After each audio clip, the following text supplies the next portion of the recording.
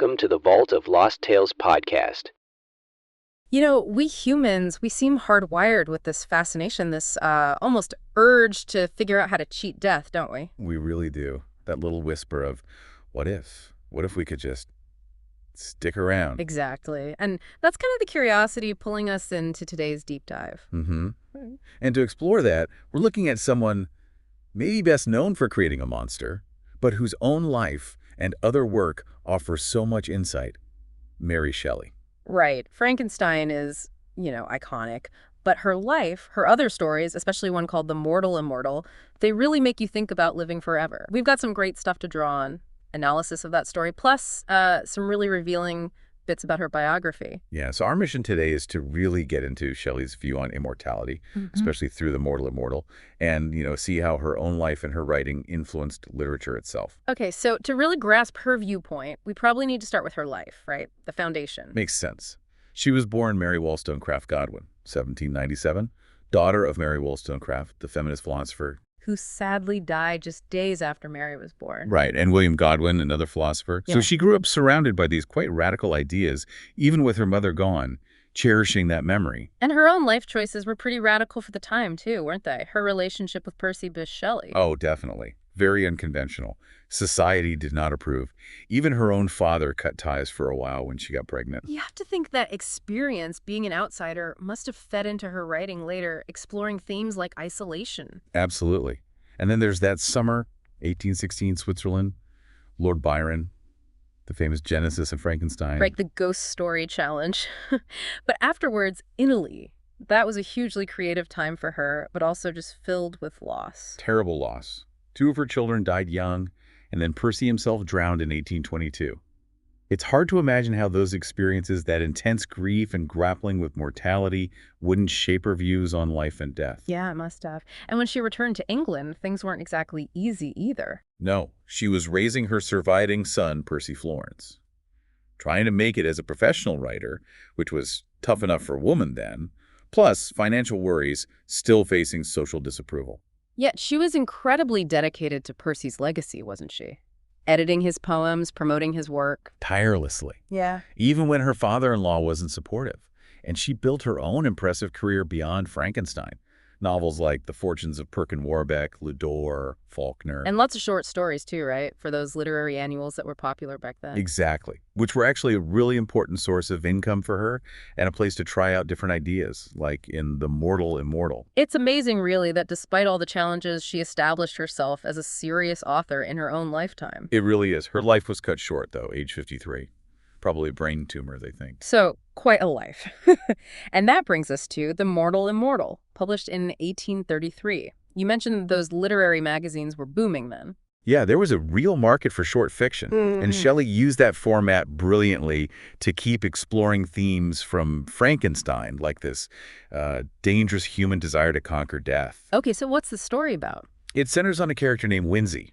He's an assistant to an alchemist, Cornelius Agrippa, and he drinks this elixir. Thinking it'll cure his lovesickness. Exactly. But oops, wrong potion.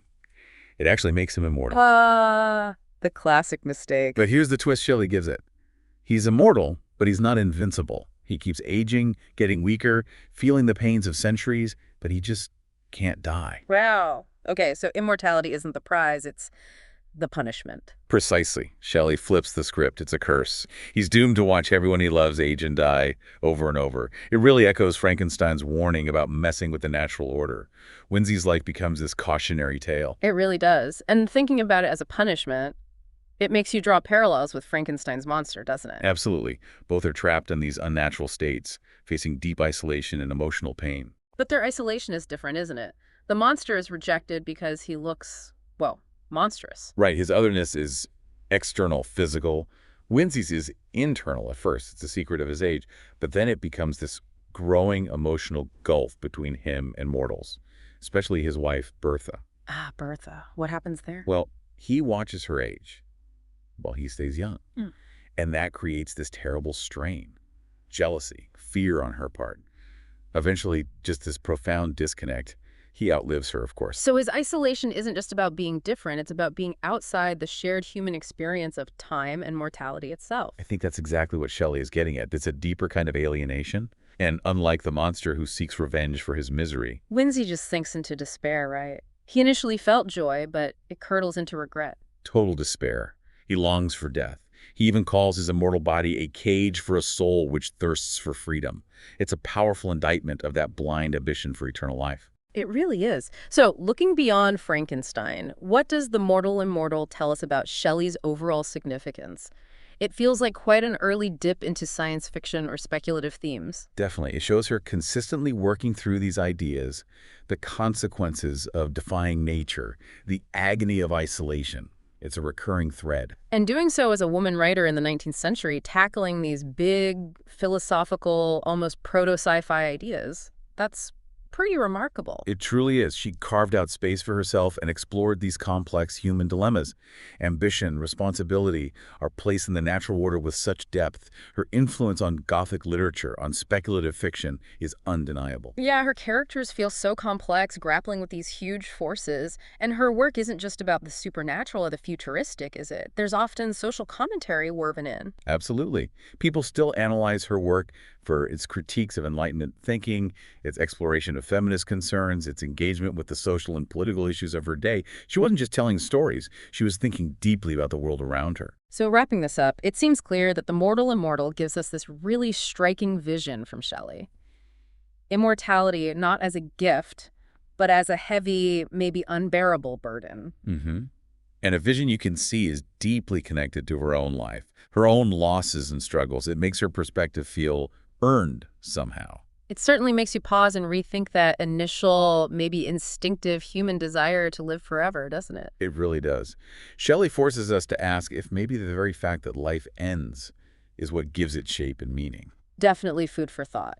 If you listening have been intrigued, I'd really recommend finding The Mortal Immortal. It's a short read but packs a punch, and exploring her other works beyond Frankenstein is so rewarding. Absolutely. And it leaves us with a big question to ponder. Maybe the ultimate question Shelley raises. What actually makes a life meaningful? And does the idea of endless time truly add to that meaning? Or could it, as Whimsy discovered, actually take it away? Something to think about? Don't forget to like, subscribe, and share your thoughts below.